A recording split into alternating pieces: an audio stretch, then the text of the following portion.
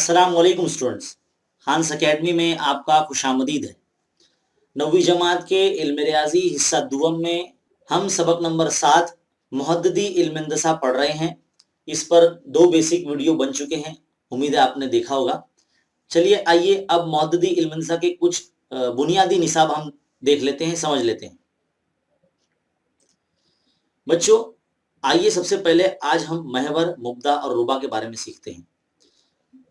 किसी भी मस्तवी में किसी खास नुक्ते का मकाम सही जाहिर करने के लिए हम सबसे पहले तो एक उफ़क़ी जो अददी खत खींचते हैं, जिसे हम एक्स महवर कहते हैं। देखिए इस तरह से एक्स महवर खींचते हैं और उसी एक्स महवर पर हम उसके ऊपर एक उमूद वाई महवर इस तरह से खींचते हैं, एक वाई अददी खत खींचते हैं। तो इस तरह से उमूद होने से इस एक्स महवर को जब वाई महवर कता करता है तो वो एक पॉइंट होता है जिसे हम मुब्दा कहते हैं। इसे अंग्रेजी के लफ्ज ओ से जाहिर किया जाता है क्योंकि इसे ओरिजिन कहते हैं। इस तरह से एक महवर का दूसरे महवर पर उमूद होने से यहाँ पर 4 रुबा बन जाते हैं, 4 क्वाड्रेंट बन जाते हैं। तो यहाँ पर आप देख सकते हैं 4 क्वाड्रेंट बन गए हैं। यहाँ पर एक्स महवर पर जो है दाएं जानिब जो है मस्बत आदाद होते हैं, आप इस वक्त देख सकते हैं दाएं जानिब पर मस्बत आदाद होते हैं और बाएं जानिब पर जो है वो मनफी आदाद होते हैं। इसी तरह से वाह महवर पर भी ऊपर की जानिब यहाँ इस वक्त आप देख रहे हैं ऊपर की जानिब यहाँ पर मस्बत आदाद होते हैं और नीचे की जानिब जो है वो मनफी आदाद होते हैं। तो ये आपको पता होना चाहिए। इसकी जो है ये बेसिक मालूमात है। अब बच्चों आगे बढ़ते हैं, यहाँ पर हम आपको और भी कुछ चीज बताते हैं। देखिए जिस तरह से घड़ी घूमती है, घड़ी नॉर्मली लेफ्ट टू राइट की तरफ जाती है ना, राइट से डाउनवर्ड के हिसाब से फिर वापस लेफ्ट टू राइट की तरफ आती है ना। तो यहाँ पर जो है घड़ी के उल्टा यानी जो गैर सात वाली हरकत जिसे हम कहते हैं, गैर सातदार हरकत कहते हैं, यानी इस तरह से अगर इस तरह से हम बताएं, इस तरह से ऐसे इस तरह से जो है वो रुबा को नाम देने का रिवाज है। यानी ये जो है हमारा पहला रुबा हो जाएगा, इसे पहला रुबा कहते हैं यानी पहला क्वाड्रेंट कहते हैं। और ये जो होता है वो दूसरा रुबा होगा हमारा, यानी सेकंड क्वाड्रेंट इसे कहेंगे। ये हमारा जो होता है वो तीसरा रुबा होता है जिसे हम थर्ड क्वाड्रेंट कहेंगे। और ये जो होता है हमारा चौथा रुबा होता है जिसे हम फोर्थ क्वाड्रेंट कहेंगे। यहाँ पर आपका एक बात और जान लेना बेहद जरूरी है। पहले रुबा में जो आदाद होते हैं वो प्लस में होते हैं, प्लस में होते हैं। यानी यहाँ पर x के आदाद भी देखिए यहाँ पर प्लस में है और यहाँ पर y के आदाद भी जो है यहाँ प्लस में है पहले रुबा में। दूसरे रुबा में जो है वो अगर x के आदत पहले अगर हम पढ़ेंगे तो यहाँ पर x के आदत माइनस में होते हैं और y की जो आदत दर पे जो होते हैं यहाँ पर प्लस में होते हैं। तो इस तरह से हम इसे माइनस कॉमा प्लस वाला जो रुबा कहेंगे।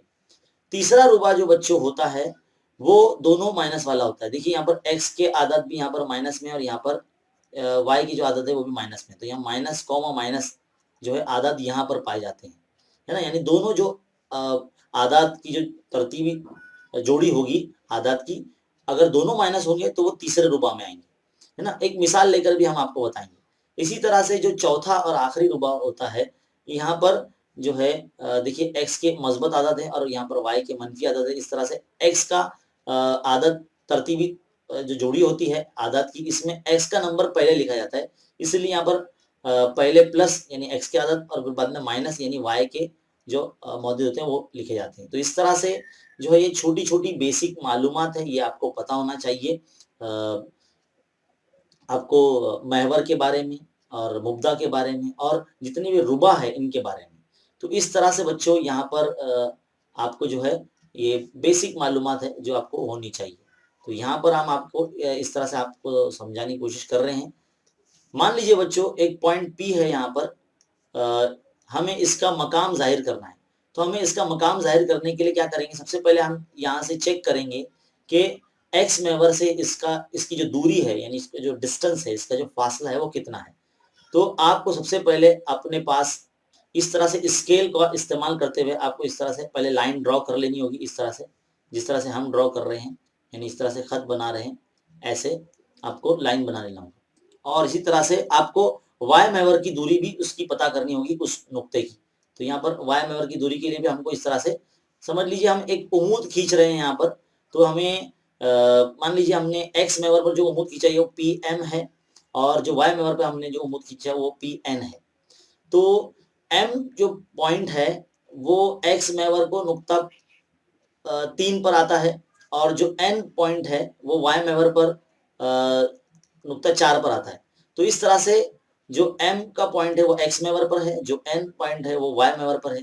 तो जो p के जो नुकात होंगे जिसको हम इस तरह से x, y की सूरत में दिखा सकते हैं, तो इसमें जो हम मौदिद बताएंगे उसके, तो x का पॉइंट क्या है 3 है और y का पॉइंट क्या है 4 है। इस तरह से हम p जो नुक्ता है उसके मुहद्दिद इस तरह से दो आदत के जैसे तरतीबी ताल्लुक जो हम बता रहे हैं, देखो इस तरह से हम बता सकते हैं।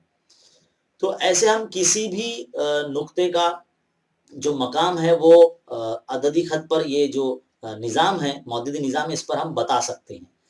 इसी तरह से आप अलग अलग पॉइंट लेकर बता सकते हैं। मान लीजिए अगर यहाँ पर कोई पॉइंट क्यू है, जैसे कि यहाँ पर हम पॉइंट क्यू बता रहे हैं, ये पॉइंट क्यू के लिए भी आपको देखो इस तरह से उम्मूद पहले इस तरह से खींच लेना होगा। मान लीजिए ये क्यू ए है, और यहाँ से हम वाई महवर पर भी उम्मूद खींच लेते हैं। मान लीजिए ये जो उम्मूद है ये क्यू बी है ना। तो यहाँ पर ए जो है वो एक्स महवर को नुक्ता -4 पर दिखाया जा रहा है, और बी जो है वाई महवर पर 3 को दिखाया जा रहा है। तो हम क्यू के जब मुहद्दिद लिखेंगे इस तरह से, तो क्यू के मुहद्दिद x, y की सूरत में लिखे जाते हैं। पहले x लिखा जाता है, बाद में y लिखा जाता है। तो यहाँ पर x का जो नंबर होगा वो होगा -4, और y का जो नंबर होगा वो होगा 3।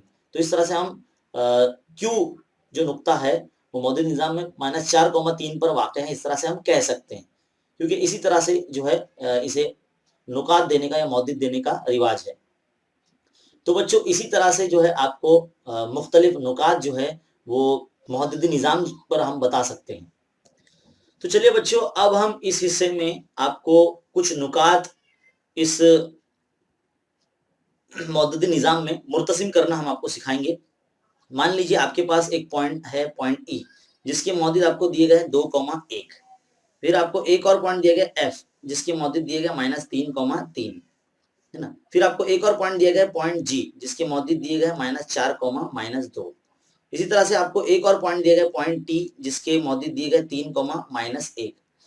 याद रखिए ये जो मकाम होता है ये x का मकाम होता है, यानी x अदद पर आएगा, और ये जो दूसरा नंबर होता है ये y यानी महवर पर आने वाला नंबर होता है। तो आपको सबसे पहले क्या करना होगा, देखना होगा।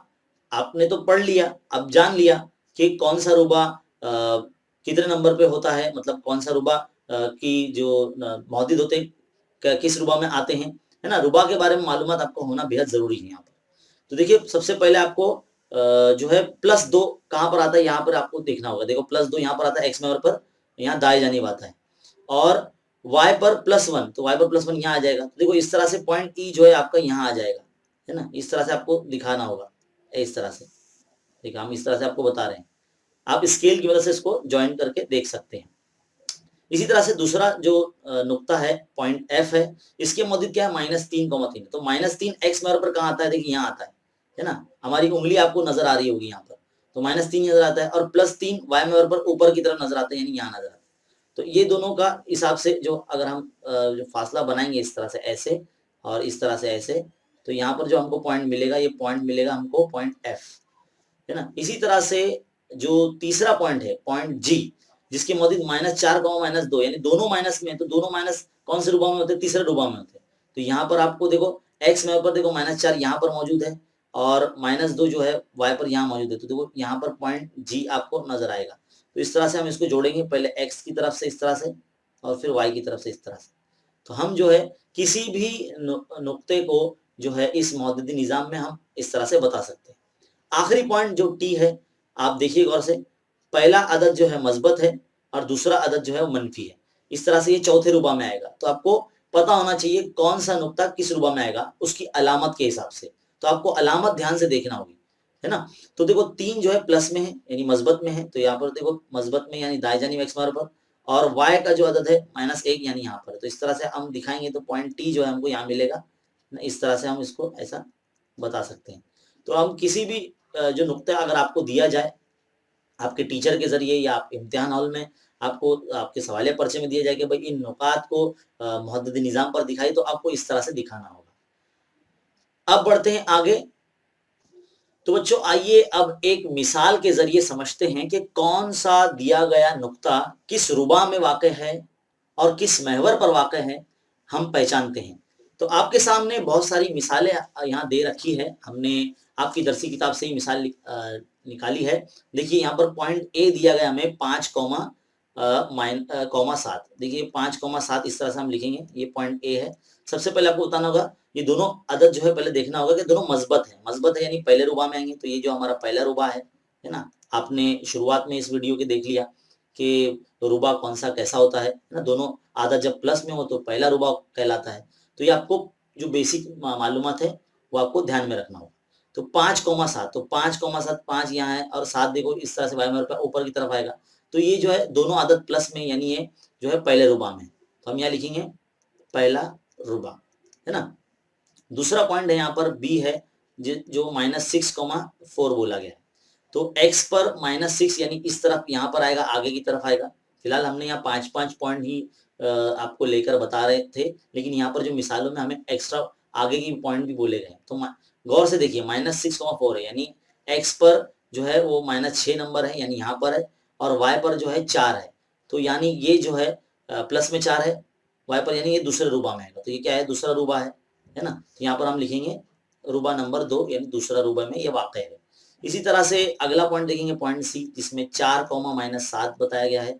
तो x पर अगर प्लस में 4 देखेंगे तो वो यहाँ पर आएगा, और y पर -7 यानी यहाँ पर आएगा। तो ये जो है चौथे रुबा में आएगा, है ना। इसमें चौथे रुबा में क्या होता है, जो पहला नंबर प्लस होता है और दूसरा नंबर माइनस होता है। तो यहाँ पर हम लिखेंगे चौथा रुबा, है ना, रुबा नंबर 4।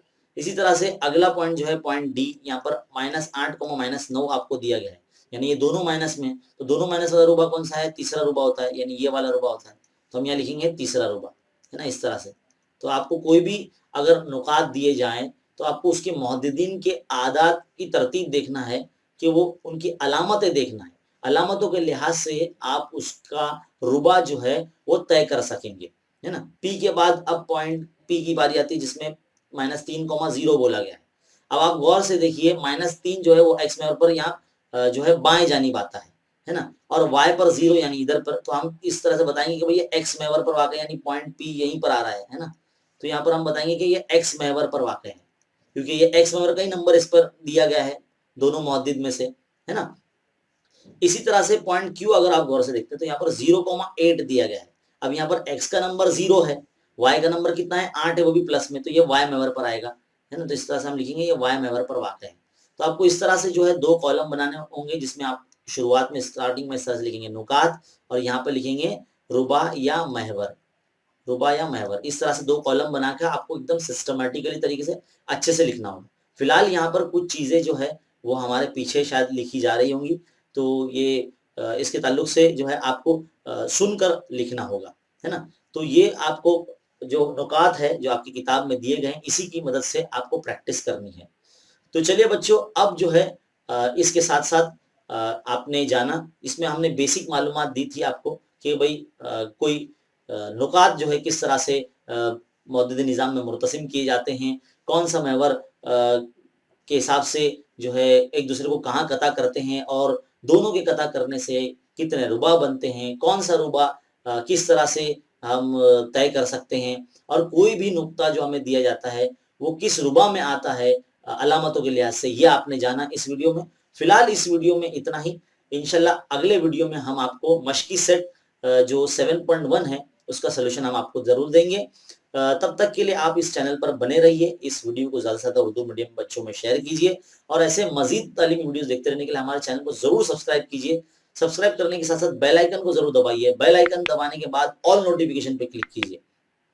तो चलिए बच्चों, देखते रहिए, सीखते रहिए और बने रहें खान सा अकेडमी के साथ। शुक्रिया।